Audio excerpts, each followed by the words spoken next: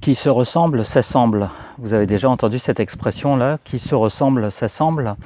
Je crois qu'elle est valable, bien entendu, pour l'oral des concours. Ce que je veux dire par là, c'est que, un peu comme des adolescents, si vous voulez, se reconnaissent entre eux par leur façon d'être habillés, leur façon de parler les uns avec les autres, et parfois rejettent d'ailleurs certains qui ne seraient pas habillés de la même façon, qui n'auraient pas telle marque, qui ne parleraient pas de la même façon. Eh bien, de façon analogue, au niveau des membres du jury, il se passe à peu près la même chose. C'est-à-dire qu'on va être tenté de recruter des personnes qui nous ressemblent. Ça veut dire quoi très concrètement? Ça veut dire que si vous passez pour un petit étudiant, une petite étudiante qui a simplement des connaissances théoriques en tête, il n'est pas dit qu'on ait envie de vous recruter. Par contre, si vous avez fait l'effort d'aller à la rencontre déjà de professionnels en poste qui vous ont fait part des enjeux, par exemple, qui sont présents dans l'administration aujourd'hui, qui ont fait référence aux lois qui encadrent leur travail, qui ont fait référence à l'évolution des organisations, etc., etc. Ça veut dire que là, du coup, vous avez tout un arrière-plan, pour ainsi dire, culturel, tout un ensemble d'éléments en tête, des éléments de connaissances d'ordre professionnel, qui font que vous allez pouvoir, entre guillemets, pouvoir échanger d'égal à égal avec les membres du jury. Vous allez globalement pouvoir parler d'à peu près les mêmes choses. Vous allez indiquer que vous avez globalement les mêmes préoccupations, la même prise de conscience des enjeux actuels liés à l'administration, à l'évolution de l'administration. Je ne sais pas, par exemple, tous les débats qu'il peut y avoir concernant le nombre de fonctionnaires, etc. Donc vous avez, par exemple, tous ces éléments-là en tête, et du coup, on va se dire que globalement, vous nous ressemblez. Vous voyez ? C'est-à-dire que les membres du jury vont se reconnaître en vous.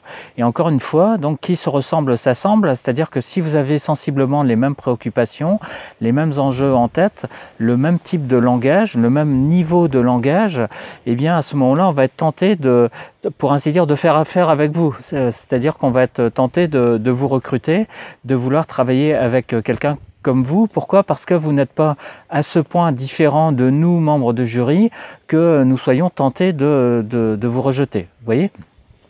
Donc ce qui fait qu'on va être tenté de recruter quelqu'un, c'est le fait qu'il y a un minimum d'identité entre ce quelqu'un-là et puis les membres du jury. Ça veut dire quoi? Ça veut dire que du coup, il faut travailler votre façon de parler. Au lieu de dire ben, j'ai lu un pavé dernièrement, eh bien, il va falloir plutôt dire eh bien, j'ai lu un ouvrage tout récemment qui évoquait... Vous voyez, donc c'est une certaine façon de parler, c'est un certain niveau de langage, c'est un minimum de langage soutenu pour s'adresser aux autres, surtout si on se présente à un concours de catégorie A, où il va falloir indiquer qu'on a la capacité à s'adresser à certaines personnes qui sont par exemple haut placées dans l'administration, et cela requiert une certaine façon de parler.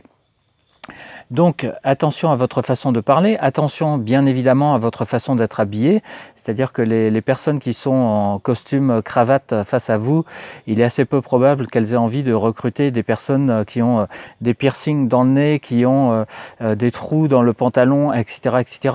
Je caricature à peine puisque j'ai connaissance de quelqu'un qui s'était présenté à un concours de catégorie A avec un pull tricoté par quelqu'un de la famille, et donc on l'avait regardé de la tête aux pieds en se demandant d'où il venait, pourquoi il passait par là, est-ce qu'il était venu réparer quelque chose, ou ça paraissait complètement étrange manifestement aux membres de jury. Donc ça veut dire qu'on se reconnaît dans l'autre en fonction de sa façon de parler, en fonction de sa façon d'être habillé, en fonction de son niveau de langage, en fonction de l'intégration de certains codes de type culturel, c'est-à-dire la capacité à dire bonjour, merci, au revoir, etc. Le fait d'être un minimum souriant. Donc tous ces éléments-là, il faut absolument les intégrer et puis faire en sorte de montrer que du coup, on ressemble aux personnes qui sont en face de nous. On ressemble à ces membres du jury. Parce que, encore une fois, si les membres du jury se disent cette personne-là, bien que pour partie différente de nous, cette personne-là nous ressemble pour partie, eh bien à ce moment-là, les membres du jury vont être tentés de vous recruter. Mais si tel n'est pas le cas, on va plutôt avoir tendance à vous dire probablement d'aller plutôt voir ailleurs, rencontrer d'autres personnes qui vous ressemblent davantage, je sais pas moi, qui auront un blouson en cuir avec un aigle dans le dos, qui auront des piercings, qui auront une crête sur la tête ou tout ce que vous voulez, mais ça c'est en général c'est pas dans l'administration qu'on recrute ce type de profil. Je dois dire que pour ma part je n'en ai croisé qu'assez peu jusqu'à présent, mais bon, sait-on jamais, peut-être demain, mais pour aujourd'hui non, c'est pas ce type de profil. À bientôt pour d'autres conseils.